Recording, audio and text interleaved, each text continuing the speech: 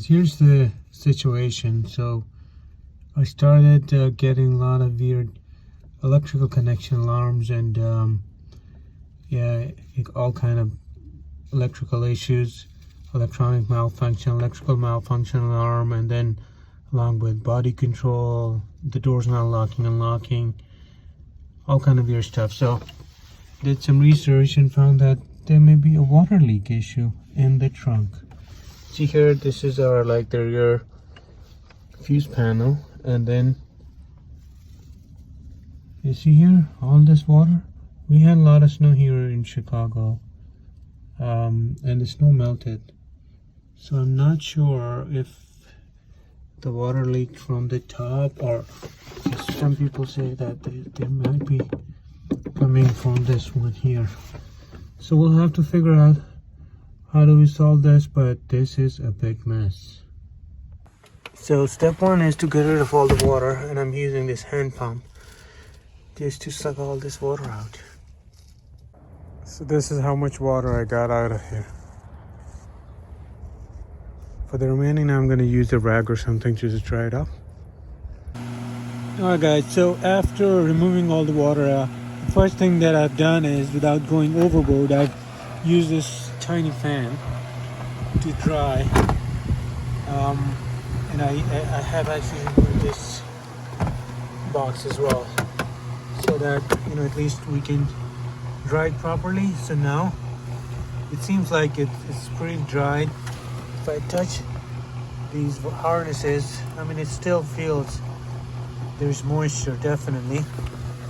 So I'm just gonna go and try a little bit with the heat gun. Not close, but just in terms of the area, just give it a little bit of warm air without actually frying anything, because with heat gun you could easily just fry your fuse or whatever electronics we have here. So I'm gonna be careful with that and just try to dry up the moisture a little bit, and then we'll figure out the next steps. Alright guys, so I let it dry overnight with the fan was on, but it seems like I still have some moisture down there, plus all the all the codes and alarms are still there. So at this point I think I have a couple of options. There could be two things. I watched another video and the gentleman said that perhaps there are some joints here for the serial bus that may because of the long-term moisture, probably those joints are compromised, so you may have to resolder those. So that's one option. The other one is this box was also half submerged, so maybe this one's fried. So we'll have to figure out. I think we'll start from the cables first and see if I can figure out the CAN bus, those wires, and see where they have joints, and then maybe try to work on those. So I'll keep you posted. Alright guys, I got some great updates here. Let me show you what I'm talking about.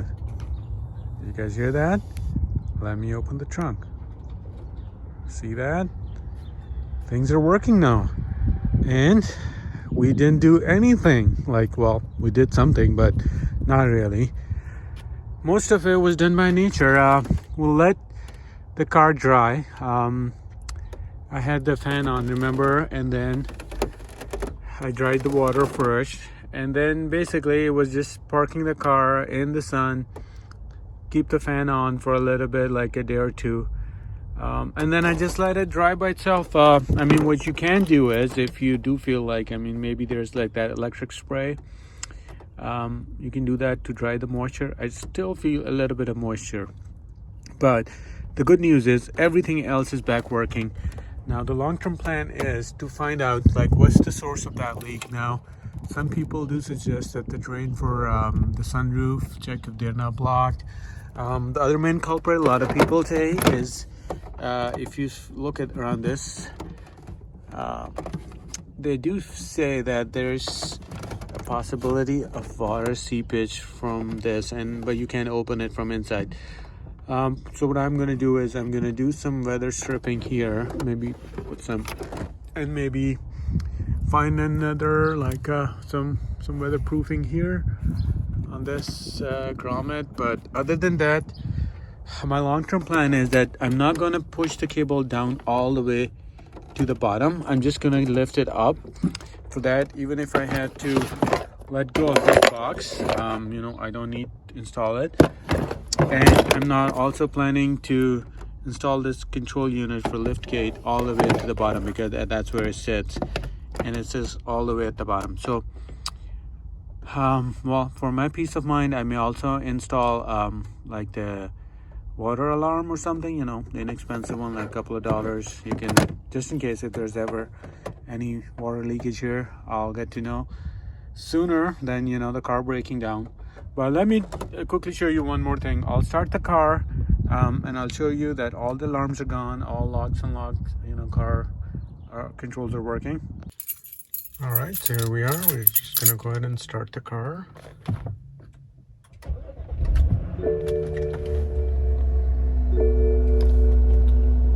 Right, so as you can see, we don't have any other warning, no other warning light on the dash.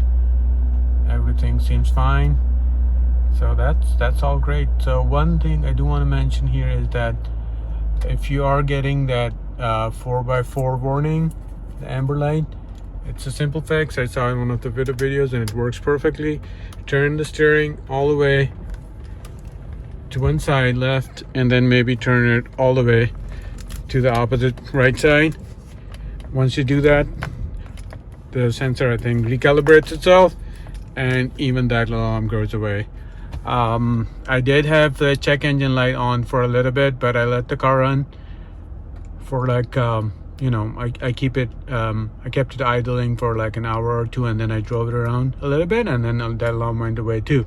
I didn't actually hook up my computer to see what was that alarm, but I'm suspecting I had my battery actually was drained all the way down, you know, once I had that problem with electrical. So I had to jump start the car, and then I let it run for a couple of hours, and the battery charged itself back. Now everything back to normal.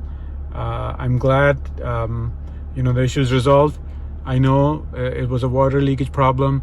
The good news is there wasn't a lot of damage, so you know, without even spending a penny, I'm back on road. And I hope that you guys also find this video useful. If you're having similar issues, leave me your comments if you find that. Thank you very much.